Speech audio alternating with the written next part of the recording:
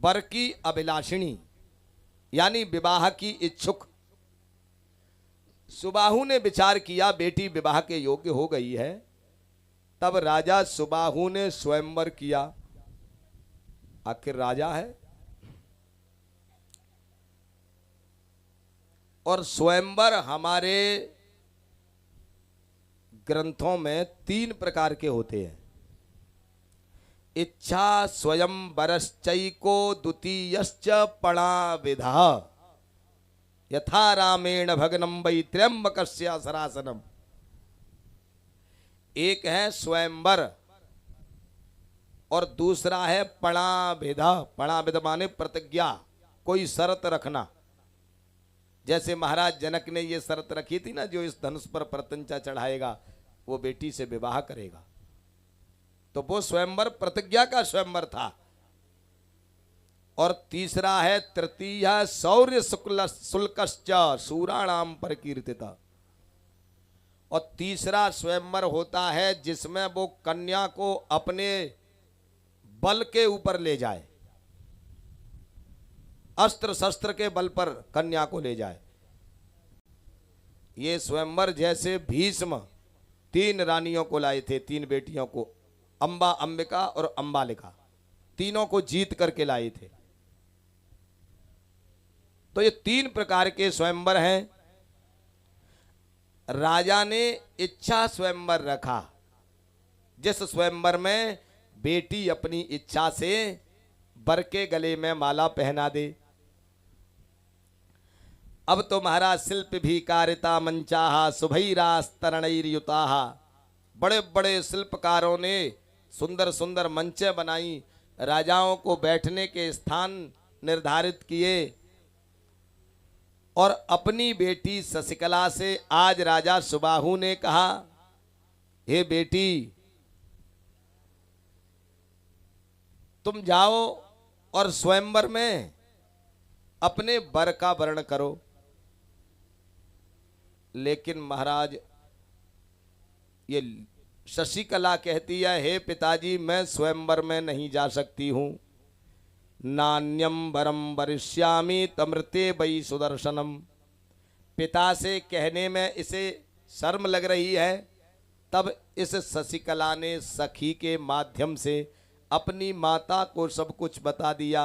हे माँ, हे माते, स्वप्न में भगवती जगदम्बा ने मुझसे कहा था कि भरद्वाज मुनि के आश्रम पर सुदर्शन नाम का जो पुत्र है उससे तू विवाह करना। इसलिए हे मैया, मैंने सुदर्शन को ही अपना पति स्वीकार कर लिया है और अब मैं इस स्वयंवर में नहीं जा सकती हूं और ना ही मैं दूसरे किसी को पति स्वीकार कर सकती हूं। अब तो महाराज बड़ी चिंता, स्वयंवर की सब तैयारियां। तब शशिकला एक चिट्ठी लिख देती है। जैसे रुक्मिणी ने चिट्ठी से संदेश भेजा भगवान कृष्ण के पास, वैसे ही शशिकला ने एक ब्राह्मण के माध्यम से संदेश भेज दिया भरद्वाज मुनि के आश्रम पर उस सुदर्शन के लिए। सुदर्शन को जाकर के सब बताया उस ब्राह्मण ने कि कासराज की बेटी सुबाहु की पुत्री शशिकला ने तुम्हें पति के रूप में स्वीकार कर लिया है। अब आप चलिए और उनसे विवाह करिए। स्वयंवर में आपको ये पत्र भेजा है, संदेश भेजा है। संदेश को पढ़ते ही सुदर्शन ने वो बात भरद्वाज मुनि को बताई। क्यों? सुदर्शन भले ही छोटा है लेकिन धर्म जानता है। सुदर्शन इस बात को जानता है कि इस महात्मा के आंचल में रह करके मैं पला हूं। आज मैं जिंदा हूं तो भरद्वाज मुनि के कारण मैं जिंदा हूं। और सज्जनों, जिनके हमारे ऊपर उपकार हों उन्हें कभी भूलना नहीं चाहिए। जिन्होंने हमारे ऊपर उपकार किए हैं उनको भूलना नहीं चाहिए। प्रति उपकार करों का तोरा। उपकार भी अपने आप में बहुत मायना रखता है। इसलिए सुदर्शन भरद्वाज मुनि को सब बताते हैं। भरद्वाज मुनि प्रसन्न हो जाते हैं। चकार मुनिना तेन प्रेरित परमादरात। आज भरद्वाज मुनि ने अपना हाथ उसके सिर पर रख दिया। बेटा जाओ और तुम विवाह करके लाओ, हम प्रसन्न हैं। और जैसे ही मनोरमा को पता लगता है, मनोरमा बेचारी डरती है, कांपती है और सुदर्शन से मना करती है।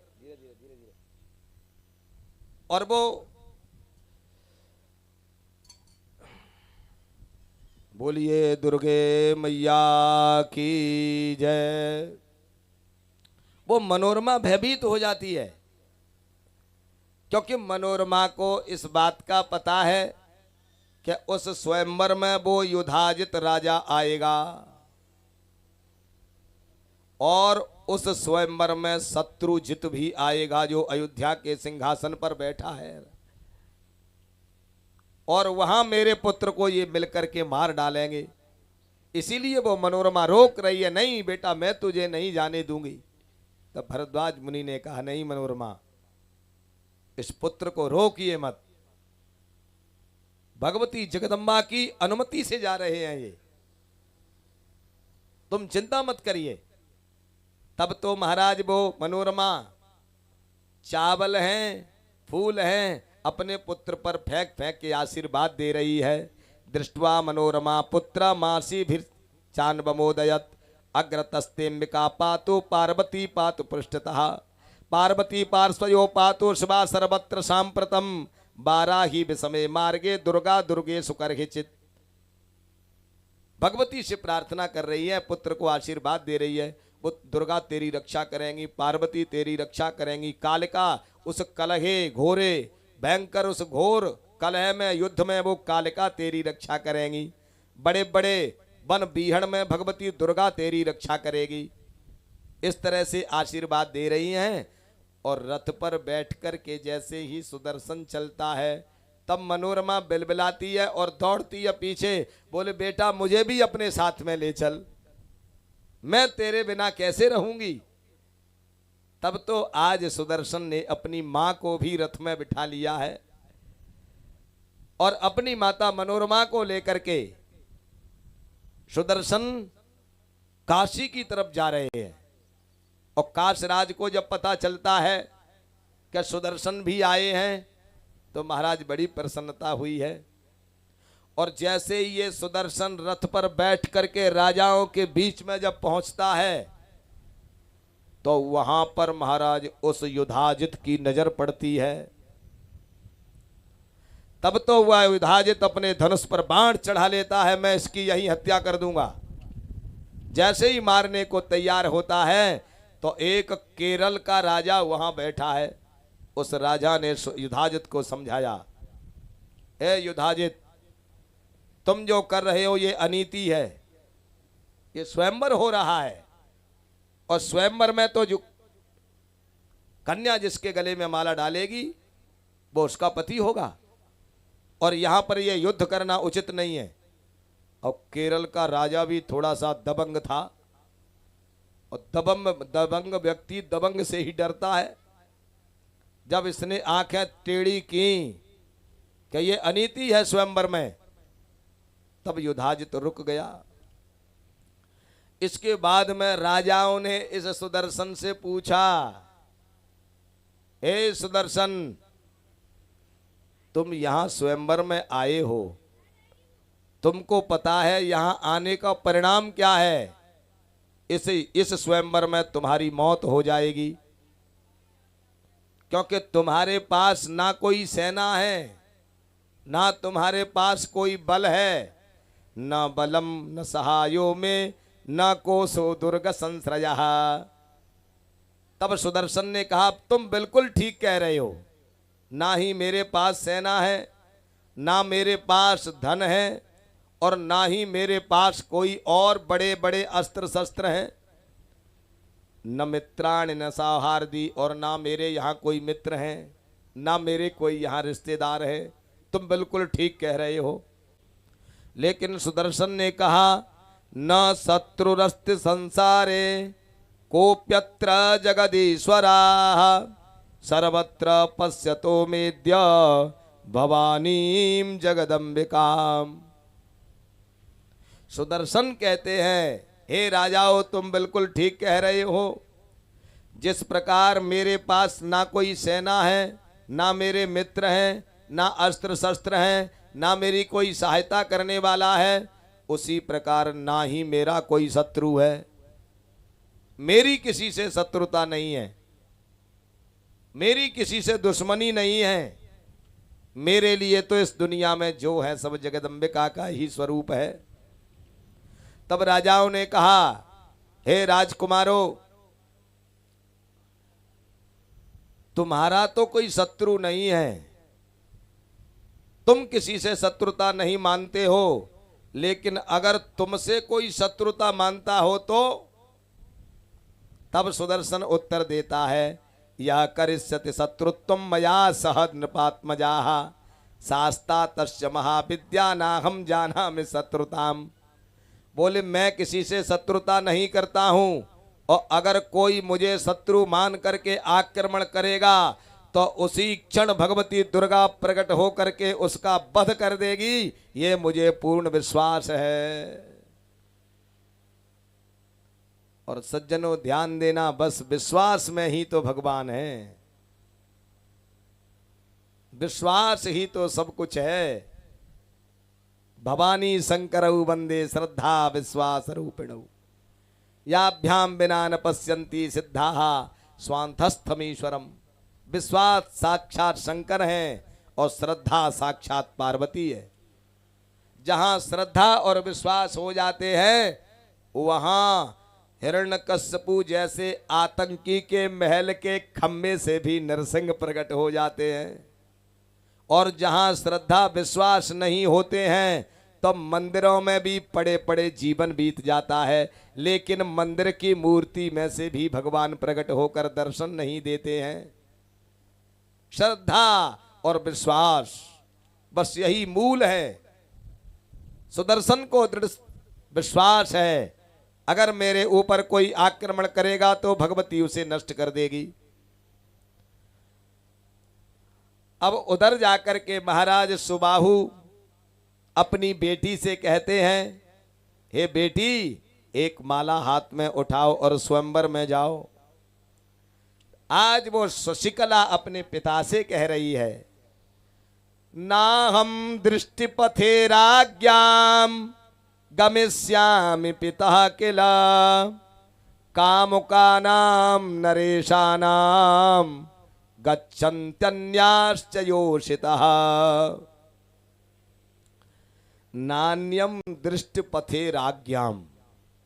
बोले, हे पिताजी, मैं इन राजाओं के बीच में नहीं जाऊंगी, क्योंकि इस समय ये वासना में भरे हुए हैं, और मैं अगर जाऊंगी तो सब मुझे पत्नी की ही नजर से देखेंगे। इनकी इस दूषित दृष्टि मेरे बदन पर पड़ेगी, इससे मेरा पातिव्रत धर्म नष्ट हो जाएगा। आप विचार करिए, शशिकला जैसी पतिव्रता इस धरती पर केवल शशिकला ही हुई है।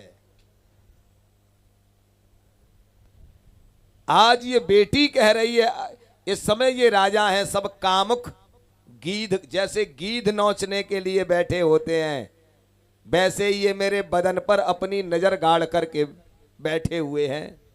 और अगर मैं जाऊंगी और इनकी ये पापमयी नजर मेरे शरीर पर पड़ेगी, उससे मेरा ये पातिव्रत धर्म नष्ट हो जाएगा। जैसे भोजन कितनी भी पवित्रता से बना हो, कितने भी अच्छे तरीके से भोजन बना हो, लेकिन किसी व्यभिचारी दुराचारी व्यक्ति की नजर उस भोजन पर पड़ जाए तो वो भोजन दूषित हो जाता है और उसको खाने से बुद्धि भी मलिन हो जाती है।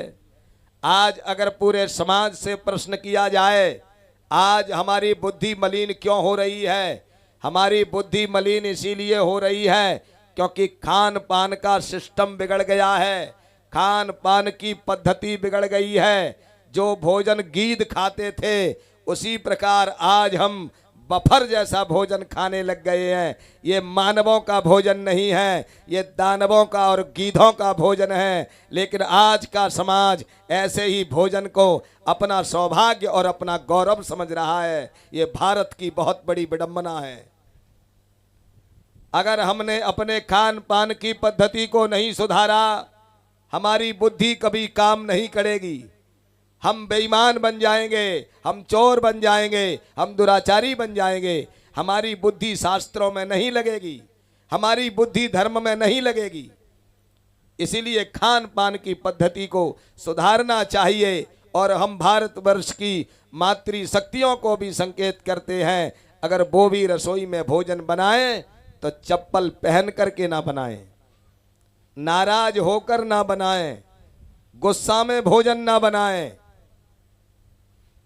अगर आप नाराज होकर भोजन बनाओगी, गुस्से में होकर भोजन बनाओगी, उस भोजन से तुम्हारे बच्चों की बुद्धि विकृत हो जाएगी, उस भोजन से तुम्हारे परिवार की बुद्धि विकृत हो जाएगी।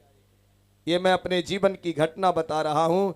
एक बार मैं एक बड़े महान विद्वान थे, उनके यहाँ गया था पढ़ने के लिए। बेचारे भूखे बैठे थे वो। जब मैं गया, मुझसे कहा, बेटा थोड़ा सा मेरे लिए कुछ खाने को बना दो रसोई में। मैं उनके लिए भोजन बनाने रसोई में घुसा तो भोजन तो वहां बना हुआ रखा था। मैंने कहा, गुरुदेव भोजन तो बना रखा है। बोले, रखा तो है, लेकिन तुम्हारी माता जी ने ये भोजन गुस्सा में बनाया है, इसलिए इस भोजन को मैं खाऊंगा नहीं। ये कोई साधारण बातें नहीं है। जब बाणों की सैया पर भीष्म टंगे थे और धर्म का उपदेश दे रहे थे, तब द्रौपदी ने आंखों में आंसू भर के ये पूछा, कहे पितामह भीष्म, आप आज धर्म की बात कर रहे हैं, लेकिन जिस समय सभा में मेरी साड़ी खींची जा रही थी, उस समय ये तुम्हारी मीठी मीठी बातें कहां चली गई थी? उस समय तुम्हारी ये धर्म की बातें कहां चली गई थी? तब भीष्म ने यही कहा, बेटी तू सत्य कह रही है। उस समय मैं धर्म को पहचान नहीं पाया, क्योंकि उस समय मैंने एक दुराचारी, व्यभिचारी, बेईमान दुर्योधन के अन्न को खाया था, इसलिए मेरी बुद्धि काम नहीं की। अगर जब तक हम अपने खान पान को नहीं सुधारेंगे, हम कैसे मानवता को अपने अंदर लाएंगे? इसलिए इन कथाओं से हम सचेत हो जाएं। भारतवर्ष की एक बेटी शशिकला इस बात को कह रही है, कहे पिताजी, जिस प्रकार पवित्र भोजन पर दूषित व्यक्ति की दृष्टि पड़ जाती है तब वो भोजन दूषित हो जाता है, उसी प्रकार एक पतिव्रता नारी के बदन पर और ये भोगी इन राजाओं की नजर पड़ेगी तो मेरा धर्म नष्ट हो जाएगा। इसलिए मैं इस स्वयंवर में नहीं जाऊंगी। और मैंने तो संकल्प ले लिया है कि मैं सुदर्शन से ही विवाह करूंगी। और हे पिताजी, ये मेरा निर्णय नहीं है, ये मेरी भगवती जगदम्बा दुर्गा का निर्णय है। इसलिए आप मेरा सहयोग करिए। और बेटी जब हट पकड़ जाती है, तब राजा सुबाहु अपनी पत्नी के पास पहुंचता है और रानी से कहता है, रानी कैसे भी हो बेटी को मनाओ। रानी ने सब कुछ कह दिया, बेटी प्राण त्याग देगी, लेकिन इस धर्म के इस प्रक्रिया को नहीं छोड़ेगी। वो उसने सुदर्शन को ही वर के रूप में चुन लिया है। अंत में वो बेटी अपने पिता से यही कहती है, पिताजी तुम घबराइए मत, चिंता मत करिए, आप रात्रि में ही सुदर्शन के साथ में मेरा विवाह कर दीजिए और रात्रि में ही मेरी विदाई कर दीजिए। और बाद में जब राजाओं को पता लगेगा कि हमारा तो विवाह हो गया है और राजा लोग जब आक्रमण भी करेंगे, तो पिताजी आप विश्वास करिए, मेरी भगवती दुर्गा उसी समय प्रकट होकर के उनका विनाश कर देगी। आज अपने पिता को एक बेटी ने विश्वास दिलाया और आज उस बेटी के विश्वास के सामने पिता ने अपने घुटने टेक दिए और उस सुदर्शन को बुलाया और महाराज महल के अंदर छिप करके देवताओं को साक्षी करके तुरंत वेदियां बना ली हैं। पूजन पाठ की प्रक्रिया प्रारंभ कर दी गई है और राजा लोग विश्राम कर रहे हैं कि सुबह स्वयंवर होगा और रात्रि रात्रि में महाराज सुबाहु ने बड़े श्रेष्ठ विद्वानों को बुला करके और महाराज उस बेटी का पाणिक ग्रहण संस्कार सुदर्शन के साथ में कर दिया है।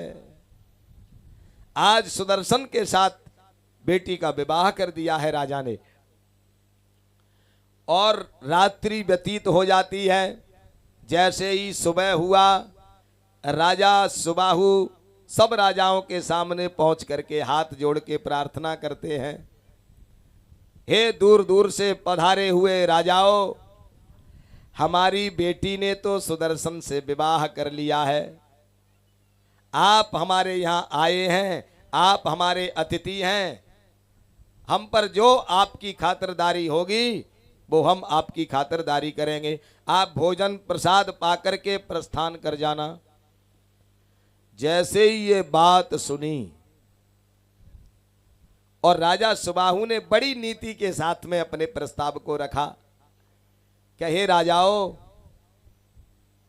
जैसी मेरी बेटी है शशिकला वैसे ही आप इसको अपनी बेटी की तरह मान लीजिए और इसे आशीर्वाद दे करके आप प्रस्थान करिए। मेरी बेटी ने विवाह कर लिया है। और राजा तो कोई नहीं बोले, लेकिन युधाजित एकदम से खड़ा हो गया और सब राजाओं को भड़का दिया। बोले इसने यहां बुला करके हमारा अपमान किया है, हम इस सुबाहु को मार करके और जबरदस्ती इस कन्या को छीन लेंगे। बस इतना होते ही गुप्तचरों ने आकर के बताया कि महाराज सुदर्शन उस शशिकला को लेकर के महल से निकल चुका है। उसी समय युधाजित ने और सभी राजाओं ने चारों तरफ से सेना लेकर के सुदर्शन को घेर लिया। सुदर्शन के सामने अस्त्र शस्त्र लेकर के लाखों लाखों वीर पहुंच गए और ये सुदर्शन उस रथ में अपनी माता और पत्नी के साथ अकेला बैठा है। सुदर्शन ने आवाज लगाई, हे राजाओं, मैं प्रार्थना करता हूं आप अपने विनाश को न्योता मत दो। आप अगर प्रहार करोगे तो आपका विनाश हो जाएगा। लेकिन राजा नहीं माने। जैसे ही सुदर्शन को मारने के लिए इन्होंने अस्त्र शस्त्रों का प्रयोग किया, उसी समय सिंह पर बैठ करके भगवती दुर्गा प्रकट हो गई। बोलिए दुर्गा मैया की जय। प्रादुर्बभूव सहसा देवी सिंहो परिस्थिता, नाना युधधरा रम्या बराभूषण भूषिता। उसी समय भगवती जगदम्बा शेर पर बैठ करके प्रकट हो जाती है और युधाजित की जितनी सेना है और जितने भी राजा हैं, आज भगवती ने चंडी बन करके, काली बन करके इन सबका संहार कर दिया। जिस प्रकार महाराज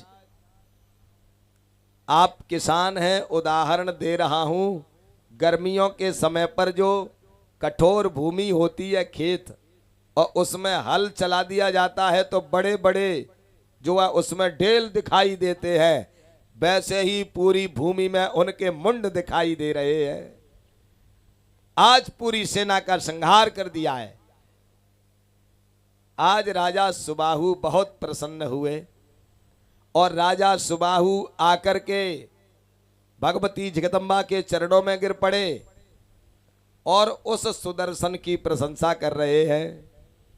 आज राजा सुबाहु कह रहे हैं, सत्संगति कथमहो न करोति कामम, प्रासंगिकापि विहिता खलु चित्त शुद्धि। जामातुरस्य विहितेन समागमेन प्राप्तं मयात् भूतमिदं तव दर्शनम वै। आज ये प्रार्थना कर रहा है, हे भगवती जगदम्बा, मैं धन्य हो गया जो कि मुझे सुदर्शन जैसा दामाद मिल गया। इस सुदर्शन के कारण ही आप मेरे यहां पर प्रकट हुई हैं, आपने मुझे दर्शन दिया है। सज्जनों ध्यान देना, रिश्ते भी बड़ा मायना रखते हैं। अगर कोई अच्छा रिश्तेदार मिल जाता है तो वो भी बहुत बड़ा सौभाग्य होता है। अच्छे रिश्तेदार का मिलना भी पुण्य से ही मिलता है। अगर आप अच्छे हैं और आपको कोई रिश्तेदार अच्छा नहीं मिला तो मिलना और ना मिलना दोनों ही बराबर हैं। आज सुबाहु बहुत प्रसन्न है, हे भगवती जगदम्बा, आज मैं धन्य हो गया। ब्रह्मा पिबांचत सदैव हरो हरिश्च सेन्द्राः सुराश्च मुनयो विदितार्थ तत्त्वाः यद्दर्शनं जनन तेद्य मया दुरापम प्राप्तम विना दसम समाधि। आज मैंने उस भगवती का दर्शन कर लिया जिस भगवती के दर्शन के लिए ब्रह्मा विष्णु महादेव भी तरसते हैं। आज इस सुदर्शन के कारण और मैं धन्य हो गया। इतने में भगवती जगदम्बा सुबाहु से कहती हैं, हे राजन, तुम्हारी जो इच्छा हो वो वरदान मांग लो। तब राजा सुबाहु ने कहा, हे माता, वरदान तो इस सुदर्शन को देना चाहिए, आप मुझे वरदान देने के लिए क्यों कह रही हो? तब भगवती दुर्गा बोली, हे सुबाहु, तूने शशिकला जैसी बेटी को जन्म दिया है, तू शशिकला जैसी बेटी का पिता है, इसलिए मैं तुझे वरदान देने के लिए कह रही हूं। सज्जनों ध्यान देना, अगर जीवन में एक श्रेष्ठ पुत्री की प्राप्ति हो गई तो उस माता पिता का जीवन धन्य हो जाता है। समाज में प्रचलन कुछ भी हो, लेकिन पुत्र से पुत्री श्रेष्ठ होती है, बेटा से बेटी श्रेष्ठ होती है। क्यों?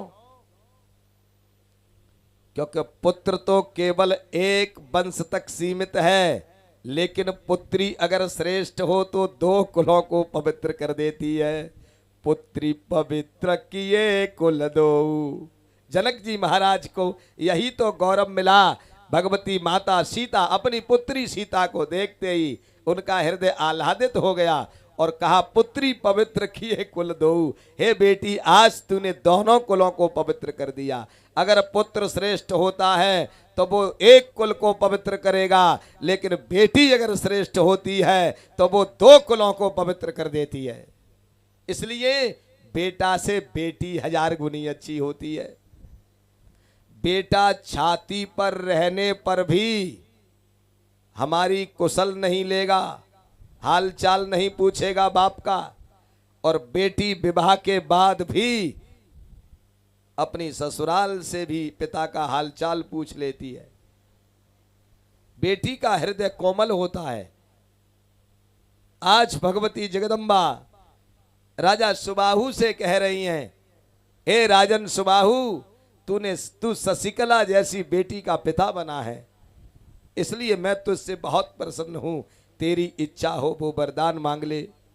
तब राजा सुबाहु ने वरदान मांगा, नगरेत्र त्वया माता स्थातव्यम मम सर्वदा दुर्गा देवी तिनामना वै त्वं शक्तिर्ह्य संस्थिता।